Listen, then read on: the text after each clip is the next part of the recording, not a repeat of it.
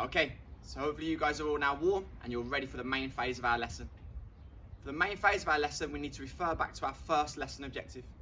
Our first lesson objective says I know the 3 things that I need to perform an effective balance. They are tension, extension, and stillness.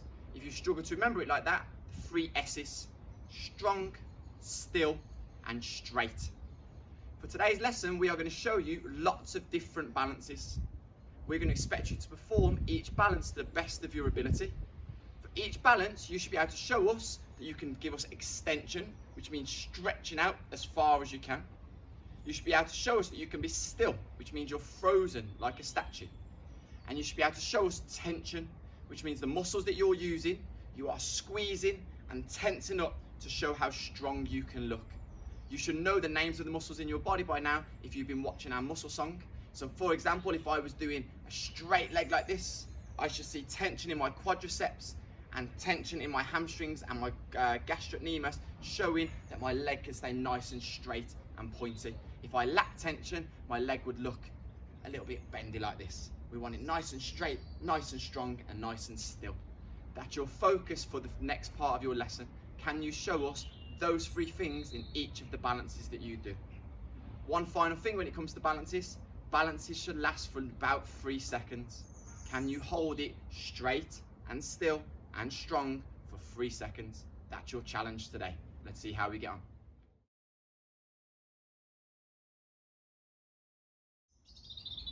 So moving on to drill number 1. For drill number 1, we want to practice our forward rolls, but as well as that, we're going to link it together with what's called a 1-point balance. A 1-point balance means that 1 point of your body is making contact with the floor. If I had 2 feet on the floor, that would be classed as a 2-point balance. But if I place 1 foot on the floor, that is classed as a 1-point balance. What I would like you to do is travel from one marker to the other. When you get to the marker, I would like you to hold a 1-point balance for 3 seconds, showing stillness, tension, and extension. This is the drill. Starting from a marker, select another marker that you're going to roll to, using a forward roll. Once you reach that marker, you need to show us a 1-point balance for 1 potato, 2 potato, 3 potato. Once you've done that, you can change your position. You're going to travel to another marker using a forward roll. Once you get there, you are going to show us a new 1-point balance, holding it for 1 potato, 2 potato, 3 potato. Again, little twist into position, showing us that forward roll.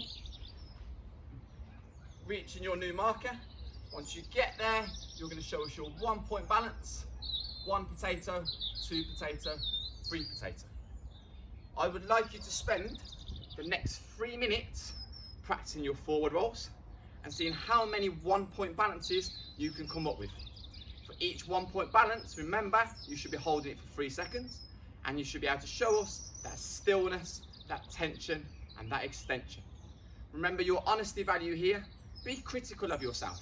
I know when I was doing my arabesque, my back leg was not as straight as it could have been. If I want to make it better, I've got to get that leg straighter. So be critical, improve your own performance. 3 minutes without stopping, forward roll, balance, forward roll, balance, but you can only use 1 point when you're touching the floor. Let us know how you get on. Okay, I hope you practice those forward rolls and balances for at least 3 minutes. So moving on to skill drill number 2. For skill drill number 2, we're going to take it down to the floor level, and we're going to introduce tuck rolls and pencil rolls. And at the end of each tuck roll and pencil roll, you need to show me a balance that you can perform on the floor using variations of a front support or variations of a back support. Okay. For this one, again, we're still looking for tension, extension, and stillness. I shouldn't see saggy backs and saggy bottoms, and I shouldn't see bellies down towards the floor. We're really looking for that tension here so we can keep our body in a nice, straight, streamlined position. So for this one, you're going to find a marker to start on. You're going to hit your tuck roll position. You're going to roll across. And when you reach the next marker, you're going to try and hold your front support position.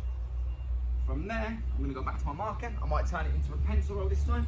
So I'm going to stretch out, showing that tension, across to the marker on the opposite side. Once I get there, I might go for my back support. But again, really looking at tension, not showing these saggy bottoms, not showing hips up too high, but showing that we can hold our back support. Again, from here, I might turn it over and go back into my tuck roll.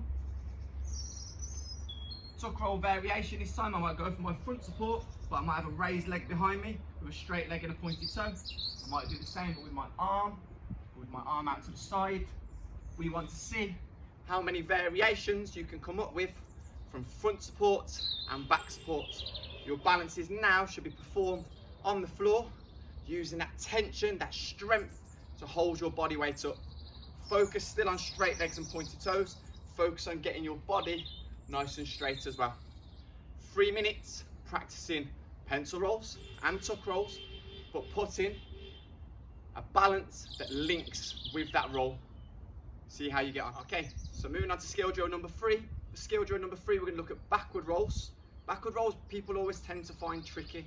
The reason they find them tricky is because as they roll backwards, they don't get their hands down and push the floor.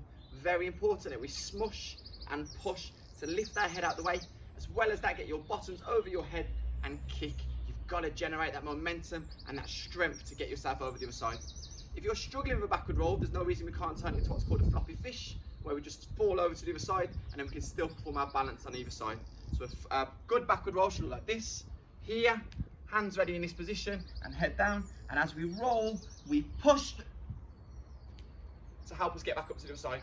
If we're struggling with that, there's no reason we can't turn this into a floppy fish. So still hitting the same position, but as I go over, just turning my head to the side and finishing in this position and then coming back to my knees, ready to perform my balance. So we're going to look at backward rolls here. Again, starting at the same marker, or starting at a marker, we're going to backward roll. Once we backward roll, we're looking at balances that you can perform on your knees. So knee balances. Okay, so starting from this position, we're going to backward roll over. Once I reach my new position, I'm going to try and perform a knee balance. Still showing that tension, extension and stillness. Still holding it for 3 seconds. From there, I'm going to pop up. Half twist again. Now it's another backward roll. So over and push into my new position, where again, I'm going to try and hold a new balance on my knee. 1 potato, 2 potato, 3 potato. And there's lots of variations you can do here. From our knees, we can be straight like this. Arms in different positions. We could put legs out to the side. We could put legs out in front. We could even put legs out behind us and change the position that we're balancing in. Okay? We would like you for the next 3 minutes to see how many variations of a knee balance you can do, but using backwards rolls to link your knee balances together. Let's see how you get on. Okay, so we're moving on to skill drill number 4. For skill drill number 4, we're going to go for cartwheels. Now, cartwheels are quite tricky. With cartwheels, you need to remember your pattern of hand, hand, foot, foot, hand, hand, foot, foot, making that rounded motion. Now, I know my cartwheels are not perfect. As my legs come over, they don't make this lovely rainbow shape. They tend to come around the side a little bit. It's definitely an area that I can improve upon. We want you to do the same today. Can you be critical of yourself? Can you find areas that you can improve? Maybe when you're holding the balance, we've still got slightly wobbly arms. Can we concentrate on keeping them straighter and stronger? So you guys be critical of your own performance and make some improvement. For cartwheels, you are going to move from one marker to another marker. But once you arrive at a marker, you need to hold a 2-point balance. Now, a 2-point balance means 2 parts of your body are making contact with the floor. That doesn't necessarily mean 2 feet. It could be 1 foot and 1 hand. It could just be 2 hands for those that can perform handstands. So we want to see if you can use 2-part balances. It should look something like this. So starting at a marker, you're going to cartwheel towards the next marker. Once you get there, you're going to show us a 2-point balance. Very simple 2-point balance here, okay? I'm then going to travel to my next marker. So cartwheel. Once I get there, I might go for a new 2-point balance using my hand and my foot and trying to balance. Again, focusing on that tension, extension and stillness. Can I link cartwheels together with 2-point balances? We want you to be creative. Can you show us tension, extension and stillness? And can you balance on our markers using 2 points? See how you get on. Okay, so moving on to skill drill number 5, we're now going to look at teddy bear rolls. For teddy bear rolls, we need to make 3 triangles. So for this part, we're also going to add a 3-point balance. For a teddy bear roll, you need to start on your bottom. You need to have your legs placed out to the side with your legs nice and straight and pointy, and your hands on top, making a triangle here the triangle here, and the triangle here. You need to fall onto your shoulder and go shoulder, back, shoulder, sit back up. We don't want you just to fall straight onto your back, because if you fall onto your back, you've got nowhere to roll from. After your teddy bear roll, we would like you to perform a 3-point balance, which means 3 parts of your body are touching the floor. So teddy bear roll from this position, shoulder back, shoulder round, sit up. And now I need to make a 3-point balance. So I might place 2 hands on the floor, 1 foot on the floor, and my other foot up and out to the side. Okay, again, watching that. So teddy bear roll into this position. A 3-point balance might be 2 hands on the floor, a head on the floor, and walking up to try and hit my headstand position. Okay, now as you're doing this, be creative. Remember, 3 parts of your body have to touch the floor. If I had 1 knee and 1 toe and 1 toe, 1 knee, 1 toe, 1 toe, that is 3 parts of my body. It could be my bottom and my 2 hands, and I raise my other hand or my legs up off the floor.